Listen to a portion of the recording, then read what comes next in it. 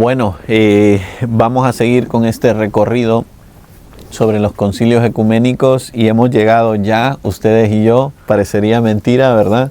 Pero hemos llegado ya a los tiempos modernos, ¿no? Hoy vamos a hablar del Concilio Vaticano I.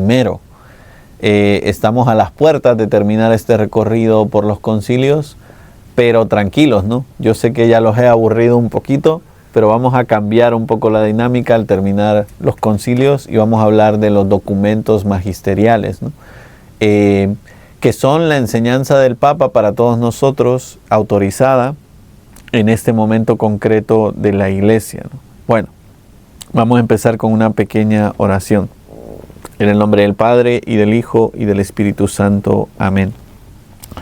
Pedimos al Señor hoy que abra nuestros corazones y nuestras mentes para profundizar en este Concilio Vaticano I, y le pedimos que nos ayude a aprender sobre las enseñanzas del concilio para poder aplicarlas en nuestra vida cotidiana, en nuestra parroquia y en nuestra realidad concreta. Pedimos todo esto rezando la oración que Jesús nos enseñó. Padre nuestro que estás en el cielo, santificado sea tu nombre. Venga a nosotros tu reino, hágase tu voluntad en la tierra como en el cielo. Danos hoy nuestro pan de cada día. Perdona nuestras ofensas, como también nosotros perdonamos a los que nos ofenden. No nos dejes caer en tentación y líbranos del mal. Amén. En el nombre del Padre, y del Hijo, y del Espíritu Santo. Amén.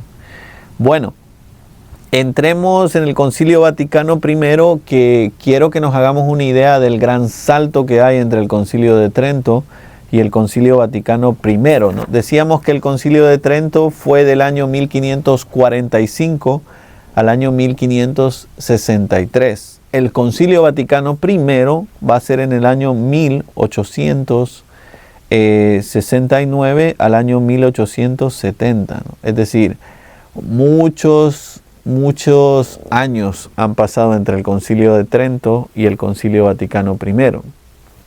Claro, esto por un lado es bueno porque nos muestra cómo la aplicación del Concilio de Trento ha sido buena, ¿verdad? Cuando se hace un concilio y no se necesita otro concilio al año siguiente, ¿verdad? Eso es una prueba de que ha sido un buen concilio, ¿no? El Concilio de Trento fue un buen concilio, ¿no? Ahora, quizás algo que ustedes y yo tenemos que recapacitar, y sobre todo porque ya vamos a hablar de los tiempos modernos y del Concilio Vaticano I y después del segundo, es que los concilios, una vez que terminan, ahora viene la aplicación del concilio, ¿no? Y las aplicaciones del concilio son proyectos a largo plazo, ¿no? No es algo que se hace en un año, no es algo que se hace en 10 años, es algo que tarda muchos años en poder aplicarse, ¿no? Y por eso podemos ir viendo cómo la aplicación del Concilio de Trento pues duró muchos años. Fíjense, les voy a poner un ejemplo, ¿no? Que hasta el Concilio Vaticano I no va a cambiar, ¿no? Va a cambiar con el Concilio Vaticano II, ¿no? Que es la liturgia de la Iglesia. Hasta aquí, durante muchos siglos, la Iglesia va a usar lo que llamamos la forma de la misa tridentina. Ustedes y yo hoy erróneamente la llamamos misa tradicional. La llamamos así porque pensamos, es de más atrás. Pero si habláramos de misa tradicional, tendríamos que hablar de la misa de los primeros siglos, no de la misa de 1500, ¿no? Pero bueno, la llamamos así, ¿no? Y la llamamos así porque es la liturgia del Concilio de Trento, ¿no? En realidad tendríamos que llamarla misa tridentina. Hasta el día de hoy, ustedes y yo sabemos que se puede usar la misa tridentina. Hay muchas restricciones. Ustedes y yo sabemos del tema, no es el tema que nos ocupa, ¿verdad? Pero en la diócesis de Arlington, en algunos lugares, se celebra misa tridentina. No muy lejos de aquí, en Renaissance Montessori, ahí en Knoxville, se celebra la misa tridentina, ¿no? No sé si es los sábados o los domingos. Entonces, es algo que sigue vivo, ¿verdad? Del Concilio de Trento, ¿no? Y para que nos hagamos una idea de cómo estas reformas siguen vivas, ¿no? Los seminarios de los que hablábamos también al final del programa pasado, pues son cosas que se siguen reformando, pero cosas que siguen vivas del Concilio de Trento, ¿no? Bueno, hablemos del Concilio Vaticano I, que fue convocado por el Papa Pío IX, ¿verdad? O también al que llamamos Pío IX, nono es noveno en italiano, ¿verdad? Para que nos entendamos, que lo convocó oficialmente el día 29 de junio de 1868. 29 de junio de 1868. Ahí se convoca el concilio, ¿no? Pero es bien interesante ver que la inauguración del concilio, porque estas cosas tardan, no fue hasta el 8 de diciembre de 1869. 8 de diciembre de 1869 en la Basílica de San Pedro. Pensémoslo por un momento, ¿no? Quizás ustedes han tenido la oportunidad de estar en la Basílica de San Pedro, ¿no? La Basílica de San Pedro es la basílica más grande del mundo, ¿no? No hay otra más grande que la Basílica de San Pedro. ¿Por qué? Primero porque casi que está prohibido hacer una basílica más grande que la Basílica de San Pedro, porque no hay una iglesia más importante que la Basílica de San Pedro en Roma.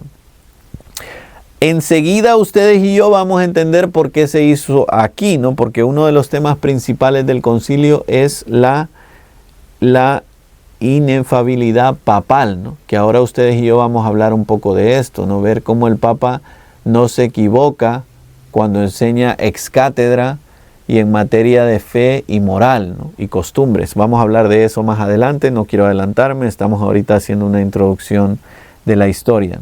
Pero imagínense ustedes la Basílica de San Pedro vacía de gente, porque cuando uno va está a reventar de gente, casi que uno no cabe en la Basílica de San Pedro.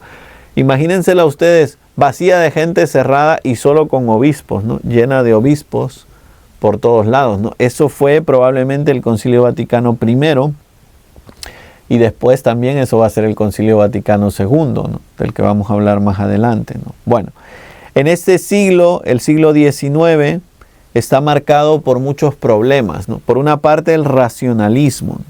¿Qué es el racionalismo? El racionalismo es pensar que solo con la razón yo puedo entender todas las cosas. Claro, ustedes y yo ahora entendemos que tiene que haber un balance entre la fe y la razón, ¿no? Pero en esta época existía el peligro del racionalismo, ¿no? De quererlo todo racionalizar, de quererlo todo pensar solo con el cerebro, solo con la cabeza, solo con la razón. Claro, ustedes y yo sabemos que además de un cerebro y de una cabeza y de una razón, nosotros tenemos corazón, nosotros tenemos sentimientos. Y los sentimientos son importantes en nuestra vida. Sabemos, como dice el Catecismo de la Iglesia, que los afectos o los sentimientos son neutrales, ¿verdad? No son ni buenos ni malos. Hay que usar la razón para elegir cuáles son los buenos y cuáles son los malos.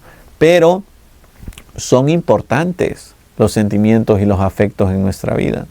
Por tanto, no podemos caer en el peligro del racionalismo, de pensar que todo se resuelve con la razón. 2, el liberalismo, ¿no? ¿Y qué es esto del liberalismo? Pues pensar que guardando las libertades de las personas vamos a ser felices. Claro, pensémoslo por un momento, ¿no? Si la base de la felicidad es la libertad, eso puede ser verdad hasta que las libertades entran en conflicto, ¿no? Cuando yo quiero hacer algo y tú quieres hacer lo contrario, ¿qué vamos a hacer? ¿Cómo vamos a elegir cuál libertad es mejor que la otra? ¿O cuál libertad vale más que la otra? Por eso el liberalismo es un planteamiento erróneo, ¿no? No se puede vivir pensando que mi libertad es absoluta, ¿no? La única libertad absoluta es la libertad de Dios. La libertad de nosotros, los seres humanos, tiene límite, ¿verdad? Y es algo que nosotros tenemos que entender, ¿no? Bueno, 3, el materialismo, ¿no? Que parece que no, pero que está muy presente todavía en el mundo de hoy, ¿no? El materialismo es pensar que solo lo que toco y veo y lo que es material, ¿verdad?, existe. Las cosas espirituales no existen, Dios no existe. Esto es un peligro tremendo, ¿no? Vamos a hablar un poquito más de esto más adelante, ¿verdad? Porque esto nos va a llevar a muchas otras doctrinas políticas que van a empeorar al hombre, como son por ejemplo el comunismo o el socialismo, ¿verdad? O muchas otras corrientes, pero bueno, me estoy adelantando algunos siglos, así que vamos a dejarlo. Pero el materialismo es muy peligroso. Creo que tenemos que empezar con nosotros mismos Y si pueden con sus hijos, enseñándoles que hay cosas que no son materiales, pero existen, ¿verdad? Y que son muy importantes para nosotros, porque si el materialismo fuera verdad, no existiría la poesía, ¿verdad? La poesía son sentimientos, ¿no? ¿Para qué nos va a servir eso, no? No existirían el arte, ¿no? No existirían los cuadros, las esculturas, no, ¿verdad? Y el materialismo tiene eso, que mata la dimensión espiritual y la dimensión emocional de las personas. Bueno, y por último también existe el peligro del positivismo. ¿Y qué es esto del positivismo? Cuestionar que la verdad solo se puede saber por el método científico. Y esto sigue un poco vivo en el ambiente de hoy, ¿no? A veces decimos, si no me lo muestras de manera científica, no es verdad, ¿no? Y hay cosas que no podemos demostrar de manera científica, ¿no? Con la ciencia moderna o con la ciencia positiva, pero que son verdad. Por ejemplo, las cuestiones de fe o la autoridad de la iglesia, ¿no? Como ustedes y yo sabemos, ¿no? Bueno, el papado en este periodo había perdido gran parte de los estados pontificios. Hablamos de los estados pontificios en otros programas. Los estados pontificios son territorios dentro de Italia, reinos que le pertenecen al Papa, ¿no? El Papa en este momento los estaba perdiendo ya casi todos, ¿verdad? Y en 1870 los estados pontificios son ocupados por el reino de Italia. Bueno, déjenme hacer un poquito de historiador, prometo que va a ser muy poquito, ¿no? Pero es importante explicar esto. Italia, como la mayoría de los países de Europa, eran muchos reinos que se fueron unificando, ¿verdad? Italia es el país de Europa que se unificó más tarde, ¿verdad? Por ejemplo, España, que son muchos reinos, se unificó mucho más rápido, o el Reino Unido o Francia, fueron países, Portugal, que se unificaron los reinos mucho más rápido para para crear los países que nosotros entendemos modernamente, ¿no? Italia va a tardar mucho, ¿no? Y no es hasta este año, 1870, que el Reino de Italia anexa los estados pontificios.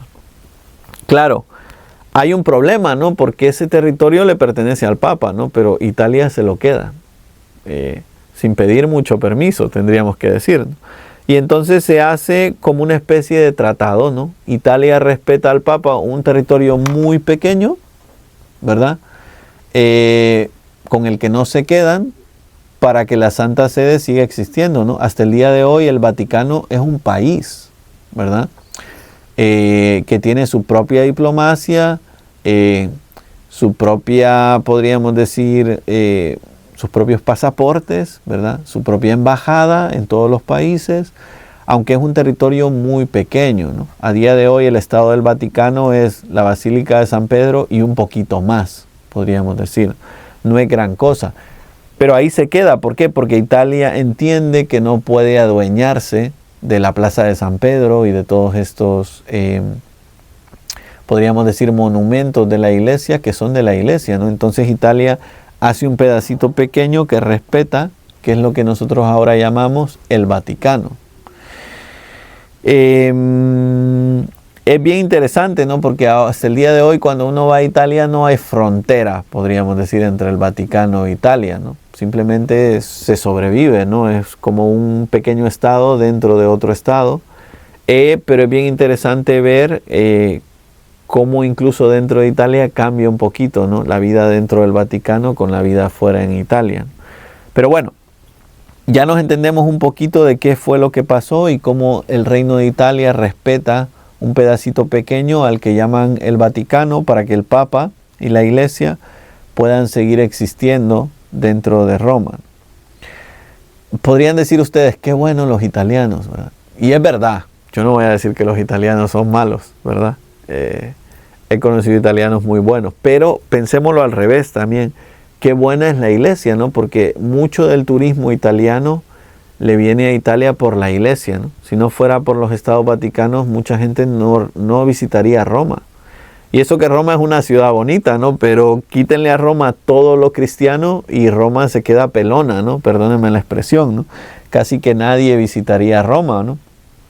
Si no estuviera el Vaticano y las iglesias cristianas dentro de Roma, ¿no? Entonces podríamos decir que es un acuerdo mutuo, ¿verdad? Algo que le ayuda a Italia y algo que le ayuda al Vaticano, ¿no? Por eso siempre hay muy buena relación entre el Vaticano y el Estado o el Reino de Italia, ¿no? No sé si vieron ustedes hace poco la canonización de Pier Giorgio Frassati y Carlo Acutis. No quiero ni hablar del tema porque son dos santos que me apasionan y voy a desviarme del tema principal, ¿no? Pero les digo esto porque en la misa de canonización estaban el primer ministro de Italia, ¿verdad? Y estaban también el presidente de Italia, ¿no? ¿Por qué? Porque hay muy buenas relaciones entre la Santa Sede y el Estado italiano. Pero además porque iban a canonizar a dos italianos, ¿verdad? Y era para el bien de Italia, por eso estaban ahí los representantes políticos del Estado italiano. Bueno, Pío IX, en el año 1664, es decir, antes del concilio, ¿verdad?, publica algo que él llama el Syllabus Errorum, o podríamos traducirlo en español como síntesis de los errores, o algunos errores que tenemos que corregir.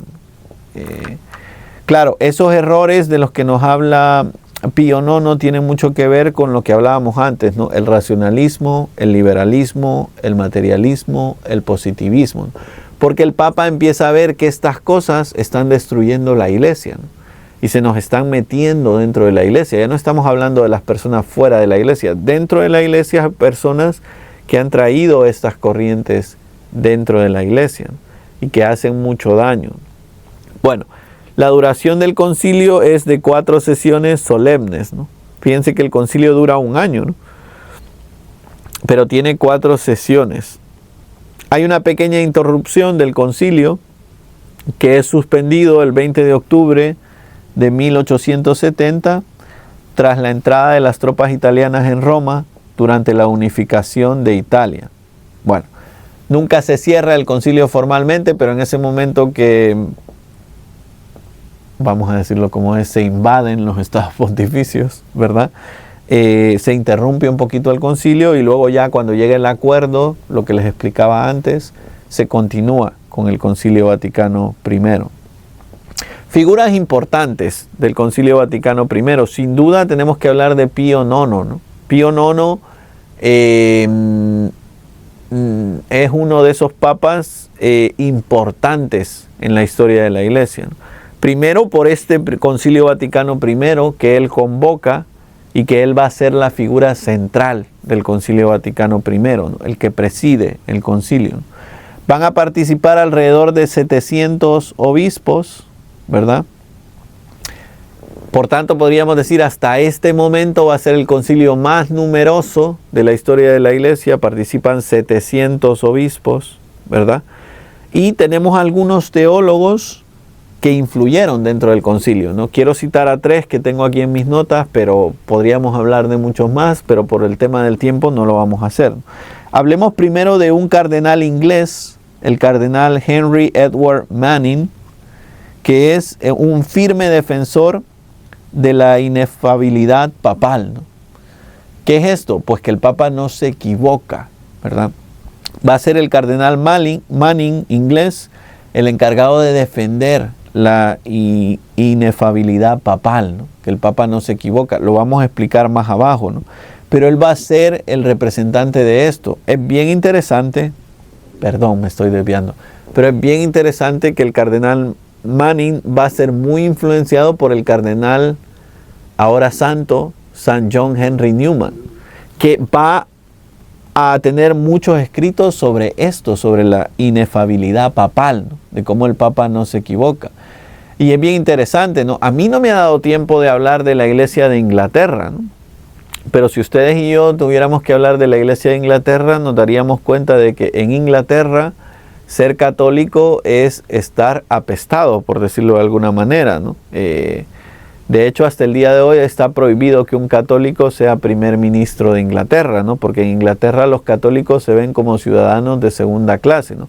San John Henry Newman era anglicano, ¿verdad? Y estudiando a los padres de la Iglesia y estudiando la fe, se convirtió al catolicismo. Claro, eso fue un escándalo porque San John Henry Newman era la cabeza más brillante en Inglaterra en su tiempo. Y lo que le decía a todo el mundo a San John Henry Newman es, cómo tú, siendo un hombre muy inteligente, te subordinas al Papa. Porque esto es lo que los protestantes y en concreto los anglicanos no pueden entender, ¿no? ¿Cómo puede alguien allá en Roma, lejano a nosotros, decirnos lo que tenemos que hacer? Y San John Henry Newman hace un brindis muy famoso, ¿no? El Papa Benedicto le gustaba citarlo mucho, ¿no? Hace un brindis una vez en una fiesta y brinda por la conciencia, ¿no? Y dice algo que es muy bonito, dice, brindo por mi conciencia, ¿no? Porque el Papa nunca va a estar en contra de mi conciencia, ¿no? Y aquí se entiende un poco esto de la inefabilidad papal, ¿no? Es decir, nosotros decimos que el Papa es inefable, es decir, que no se equivoca en materias sobre la revelación. Más adelante lo voy a explicar un poquito más, ¿no? Pero es decir, claro que el Papa como persona se equivoca, ¿no? El Papa León no es perfecto, ¿verdad? ¿Puede tener una opinión en la que se equivoque? Sí, ¿verdad? Y lo hemos visto con muchos papas que se han equivocado a lo largo de la historia de la Iglesia, ¿no? Pero lo que quiere decir el dogma de la inefabilidad papal es que el Papa no se equivoca, primero cuando enseña ex cátedra, ¿no? Es decir, cuando es un acto explícito del magisterio. Por tanto, y es muy importante que en esta era moderna nosotros distingamos, un video de YouTube y una entrevista del Papa no es magisterio de la Iglesia. Voy a volver a decirlo por si alguno está dormido. Un video de YouTube y una entrevista del Papa no es magisterio de la Iglesia. No tenemos que estar de acuerdo con todo lo que el Papa dice en una entrevista. Claro que lo respetamos porque es el romano pontífice, ¿no? Pero en ese momento el Papa no está ejerciendo el magisterio y puede equivocarse, ¿no? Por eso a mí me daba muchísima rabia cuando el Papa Francisco daba entrevistas y todo el mundo citaba las entrevistas del Papa Francisco como si fueran un documento del Concilio Vaticano II, ¿no? O del magisterio. No lo son, ¿no? Las entrevistas papales son entrevistas. Como yo puedo hacer una entrevista y equivocarme en todo lo que digo en la entrevista, ¿no? Entonces el Papa es infalible, ¿verdad?, en materias del magisterio, cuando él quiere enseñar ex cátedra, y en materias de fe y de moral. En otras cosas se puede equivocar el Papa, sí. Les pongo un ejemplo un poco risueño para que nos riamos un poquito, ¿verdad? El Papa León es fan de los White Sox, ¿no? Que es el equipo de Chicago, ¿no? Bueno, yo no sé, aquí tengo conmigo un experto del béisbol, pero no le voy a preguntar cuándo fue la última vez que los White Sox ganaron una serie mundial. Creo que no fue hace mucho. Pero no es un equipo que gane la Serie Mundial todos los años. Entonces podríamos decir, ¿el Papa se equivoca en seguir a los White Sox? No sé, no lo quiero juzgar, ¿no?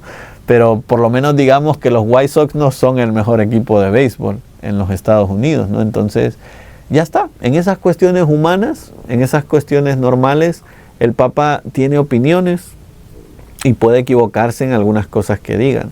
No en materia de fe y moral cuando enseña ex cátedra, o dicho de otra manera, cuando publica un documento del magisterio, el Papa no se equivoca. Y miren, esto va a ser importantísimo.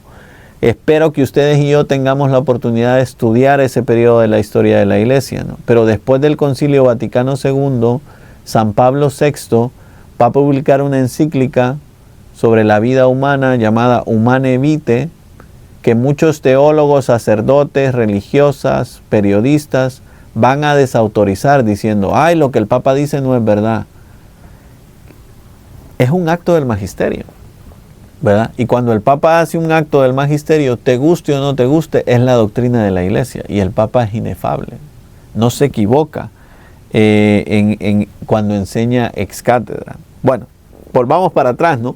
Otro teólogo que va a ser muy influyente en la historia del Concilio Vaticano II va a ser Ignaz von Dolliger, ¿no? Ignaz von Dolliger, que va a ser un teólogo alemán muy crítico de la idea de la infabilidad papal. Claro, pongámonos a pensar, ¿no? En este momento la infabilidad papal no es un dogma. Ahora ya lo es, ¿no? Ustedes y yo creemos en la infabilidad papal por el Concilio Vaticano I, pero en este momento no era un dogma.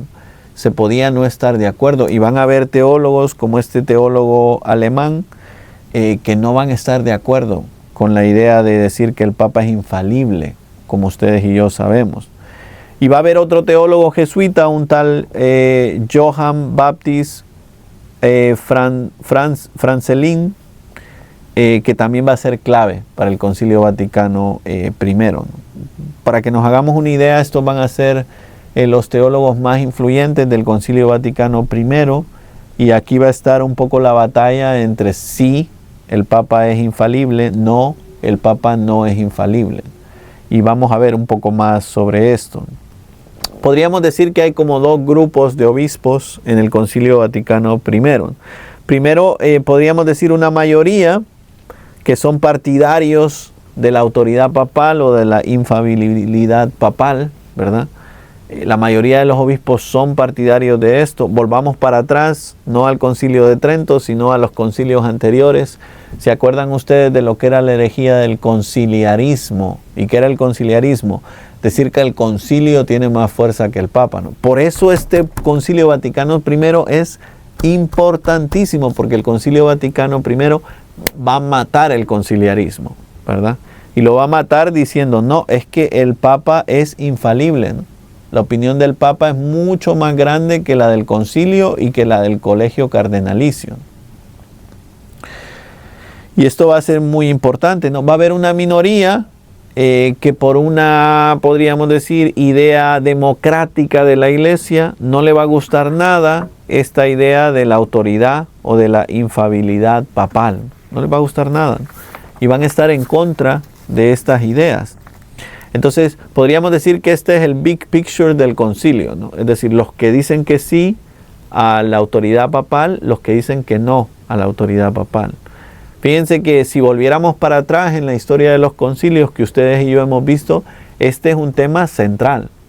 Ya desde los primeros siglos de la Iglesia hasta ahora, esta va a ser una pelea brutal entre los que creen en la autoridad papal y los que no creen en la autoridad papal, ¿no? Y el Concilio Vaticano I va a zanjar esta polémica, ¿no? De ahora en adelante ustedes y yo sabemos que la autoridad papal, ¿no?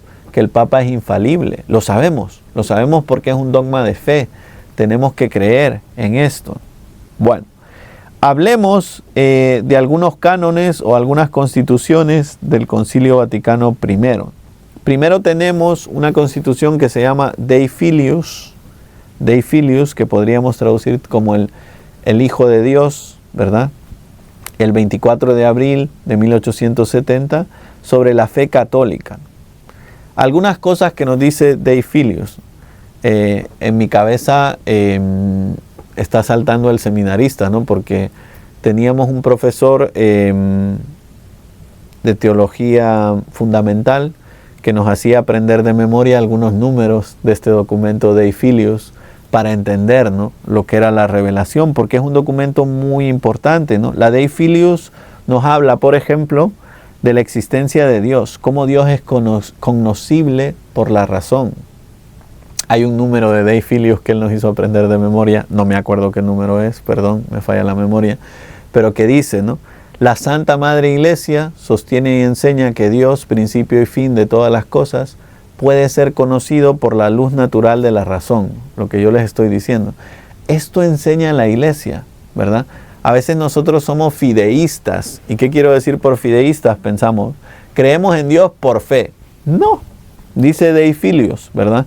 La Santa Madre Iglesia sostiene y enseña que Dios, principio y fin de todas las cosas, puede ser conocido por la luz natural de la razón. Es decir, alguien que no conoce la revelación, alguien que no conoce la Biblia, alguien que no conoce el Evangelio, ¿puede creer que existe Dios? Sí, porque en nuestra razón Dios nos ha dado la capacidad de entender que puede existir un ser superior que lo creó todo y que lo mantiene todo, ¿no? No me da tiempo a meterme mucho en este tema, pero es un poco el tema de las vías del conocimiento de Dios de Santo Tomás, ¿no? Es decir, hay vías naturales para conocer a Dios, ¿no? Hay sobrenaturales también, ¿no? Por medio de la revelación, pero hay una vía natural, ¿no? Por eso no está bien que nosotros excusemos a la gente diciendo, no, pero es que no conoce a Cristo, no conoce el Evangelio. Bueno, pero hay maneras, si uno busca la verdad con sinceridad y de buena voluntad, hay maneras de creer en la existencia de Dios. Por eso no está bien que esté de moda ser ateo, ser agnóstico y todas estas cosas. No, con nuestra razón natural nosotros podemos llegar a la existencia de Dios. Bueno, también Deifilius nos va a hablar defiende un poco la armonía entre la fe y la razón, ¿no? Aquí hay dos peligros, ¿no? El racionalismo, del que ustedes y yo ya hemos hablado, que es pensar que todo se resuelve con la razón, y el fideísmo, ¿no? Que es pensar que todo se resuelve con la fe. Ustedes y yo sabemos que hay que hacer una síntesis entre la fe y la razón. No hay contradicción entre la fe y la razón.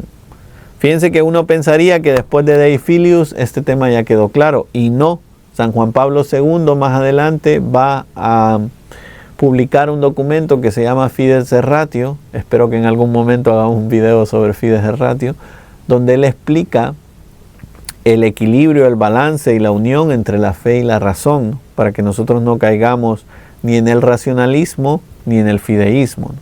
Y además, Deifilius también confirma que la revelación divina se transmite por la Escritura y por la tradición. Ya nos lo ha dicho el Concilio de Trento, ¿verdad? Pero el Concilio Vaticano II nos recuerda que no solo la Escritura, sino también la tradición y el magisterio son importantes para la revelación. Condena algunos errores de los que ustedes y yo ya hemos hablado, ¿no? Número uno, el ateísmo, ¿no? ¿Qué es el ateísmo? No creer en Dios. Creo que ahora ya no está tan de moda. Ahora está como más de moda decir yo soy espiritual, que quién sabe qué significa eso. Perdón que me ponga tan crítico, ¿verdad? Pero hay personas que dicen yo no voy a la iglesia, yo no soy católico, pero soy espiritual y hago yoga y todas estas cosas. Bueno, cada uno de nosotros sabemos qué hacemos con nuestra vida, ¿no? Pero el Concilio Vaticano I condena el ateísmo, es decir que Dios no existe, que estaba de moda en esta época. Condena el materialismo, del que ustedes y yo hemos hablado, que dice que si no es material, si no lo puedo tocar, ver y medir, no existe. Condena el relativismo religioso. ¿Y qué es el relativismo religioso? Decir, todas las religiones son buenas, todas las religiones se van a salvar. Eso es relativismo religioso. No todas las religiones son iguales, no todos adoramos al mismo Dios. Y vamos a hablar de esto, ¿no? Dios quiera que en algún momento nos dé tiempo a repasar juntos Dominus Iesus, que es un documento de la Congregación para la Doctrina de la Fe, escrito de puño y letra de Joseph Ratzinger en aquella época, que nos habla sobre esto, ¿no? Solo Jesús es Salvador, solo Jesús es Señor, solo Jesús salva, ¿no? Hay una diferencia entre las religiones. Y el racionalismo absoluto, que niega lo sobrenatural, niega a Dios, niega la realidad espiritual y niega todas las cosas sobrenaturales. Bueno, esto hace Deifilius. Por tanto, Deifilius, por hacer un resumen, ¿verdad?, nos ayuda a que quien niega la existencia de Dios verdadero y creador no está dentro de la comunión de la iglesia. Fíjense qué interesante, ¿no? Quien niega la existencia de Dios verdadero y creador no está dentro de la comunión de la iglesia. Y esto es importante porque nos recuerda cómo nosotros tenemos que recordar que Dios es verdadero y es creador, ¿no? Y camina con nosotros a lo largo de la vida. 2, dice Deifilius también, quien afirma que la razón humana es incapaz de conocer a Dios no está dentro de la comunión de la iglesia, ¿no? Y esto es muy importante, ¿eh? Aunque nosotros somos personas de fe y la fe es muy importante para nosotros, no podemos ir por la vida afirmando que sin fe no se puede conocer a Dios. Claro que se puede conocer a Dios sin fe. Y esto es algo que dice la Iglesia Católica en su magisterio, en Deifilius, en el Concilio Vaticano I. Dios puede ser conocido por la luz natural de la razón. Y esto es muy importante porque esto significa que Dios nos ha dado la capacidad con nuestro cerebro de conocerlo a Él. Y miren, yo no sé ustedes, pero Yo estoy totalmente de acuerdo con esto, ¿no? Cuando uno va a la montaña y ve la belleza de un paisaje, ¿cómo no puede uno decir que Dios existe, verdad? ¿Cómo puede uno pensar, no, fueron un montón de moléculas que empezaron a crecer al azar? No, ¿verdad? Uno ve la naturaleza y ve el orden de la creación y cómo las cosas se mueven, por ejemplo, las nubes o el aire, o la lluvia o lo que sea, o un día soleado, y uno puede decir, wow, aquí tiene que haber alguien detrás de esto que lo creó y que le dio orden, ¿no? Que es Dios.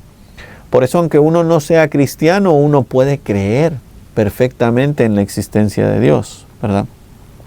Y sigue Dave Filius diciendo, quien niega que la fe es un don sobrenatural, tampoco está en la comunión de la iglesia, ¿no? Quien niegue que la fe es un don sobrenatural.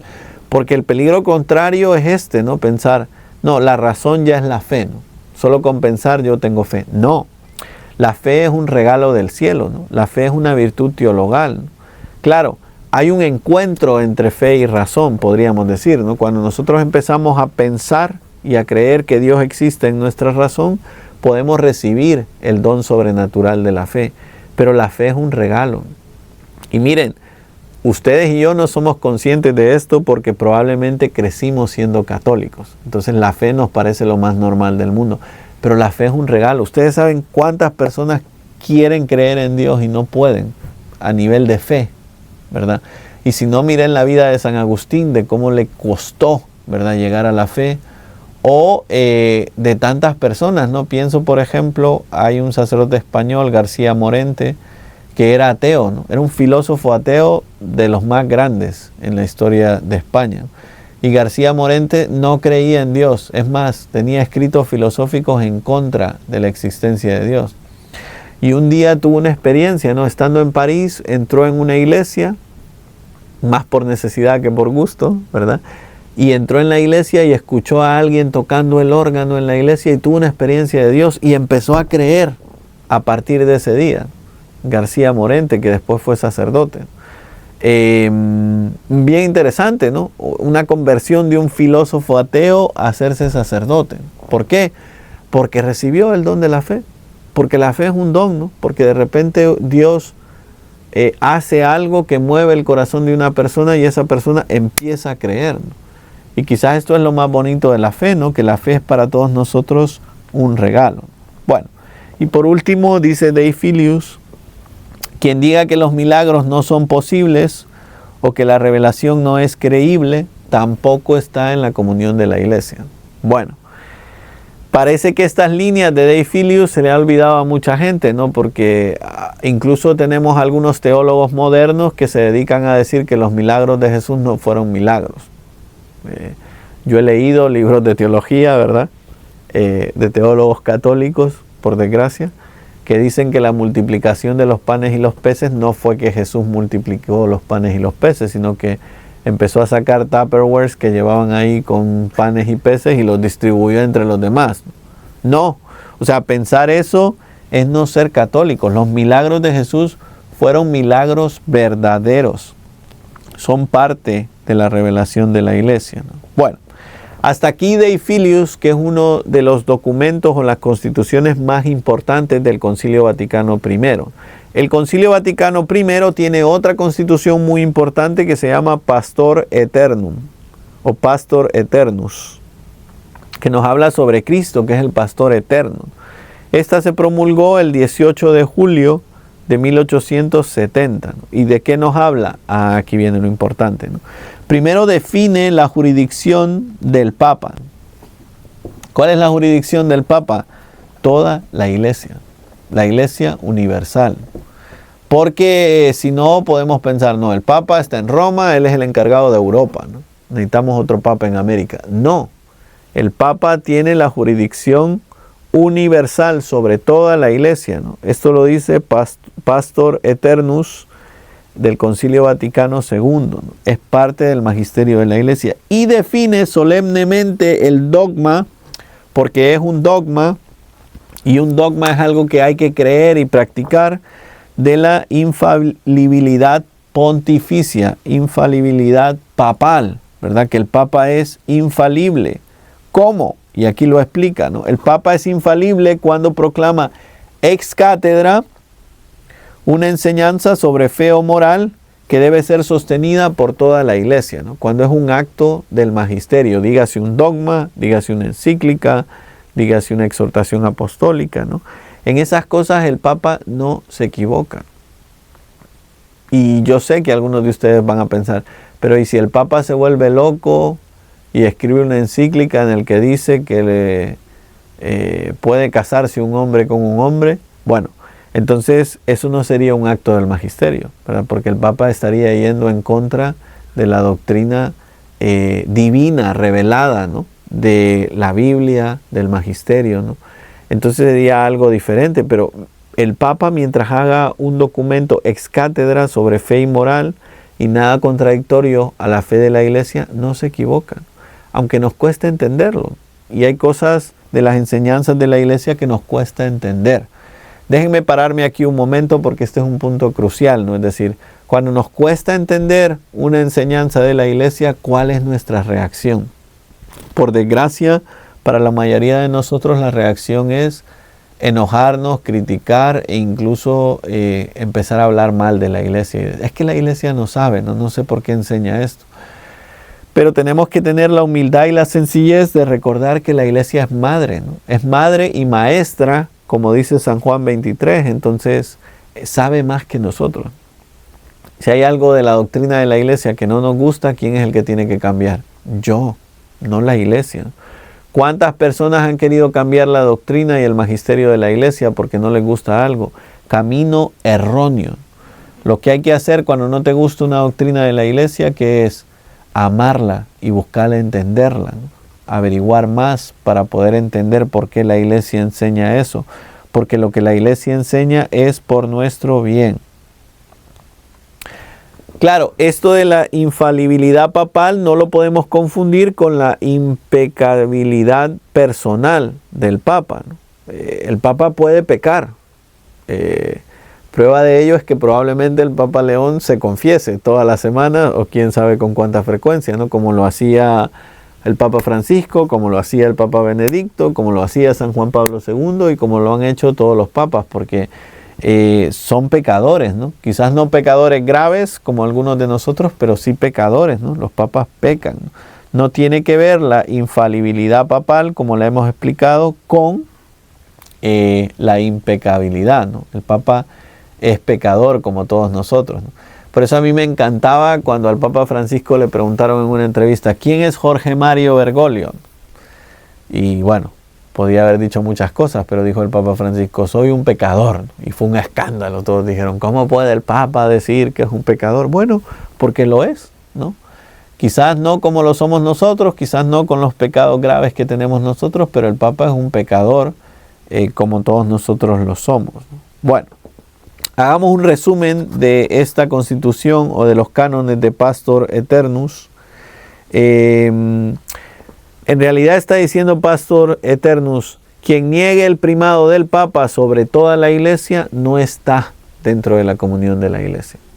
Bueno, segundo, quien diga que el Papa solo tiene un primado de honor o de jurisdicción no está dentro de la comunión de la Iglesia. Y quien niegue que las decisiones del Papa ex cátedra son irreformables por sí misma, también está fuera de la comunión de la Iglesia.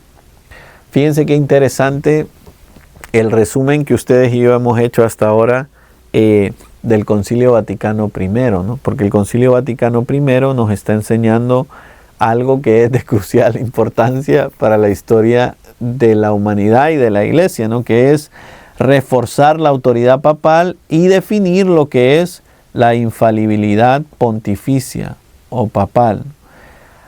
Hasta el día de hoy, uno de los temas que más da de hablar es esto, ¿no?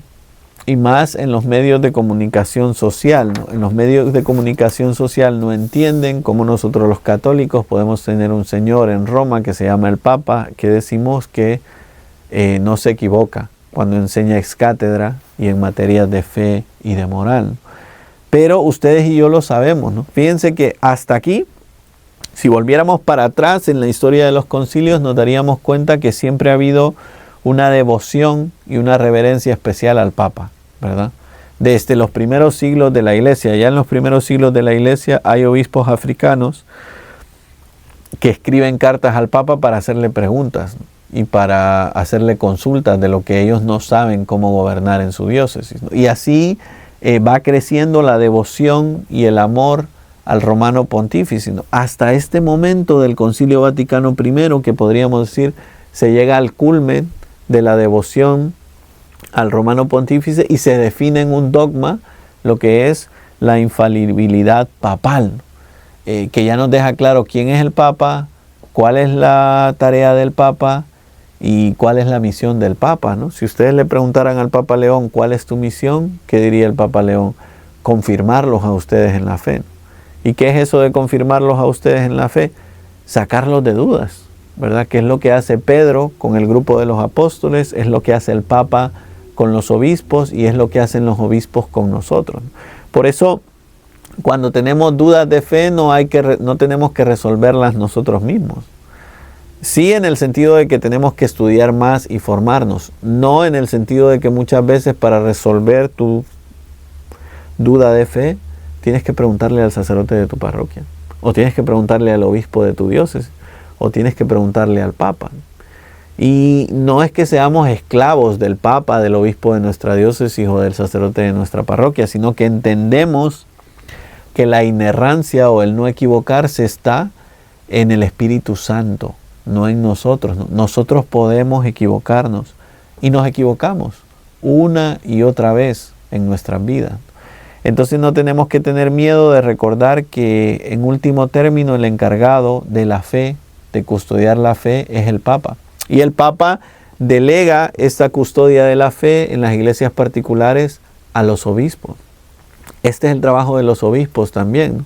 Confirmarnos en la fe a todos nosotros. Bueno, vamos a dejarlos porque si no estoy yo aquí todo el día y los aburro, ¿verdad? Pero terminemos este recorrido por el Concilio Vaticano I rezando juntos al Señor. En el nombre del Padre, y del Hijo, y del Espíritu Santo. Amén. Le damos gracias al Señor por los inmensos beneficios recibidos en este programa sobre el Concilio Vaticano I. Y le pedimos que siga dándonos a todos una gran devoción y un gran amor por el Santo Padre, el Romano Pontífice, en este momento el Papa León, para que recordemos que Él es el que nos confirma en la fe a todos nosotros. Pedimos todo esto por intercesión de la Virgen María. Dios te salve María, llena eres de gracia, el Señor es contigo. Bendita tú eres entre todas las mujeres, y bendito es el fruto de tu vientre, Jesús. Santa María, Madre de Dios, ruega por nosotros pecadores, ahora y en la hora de nuestra muerte. Amén. Santa María del Camino, ruega por nosotros. En el nombre del Padre, y del Hijo, y del Espíritu Santo. Amén.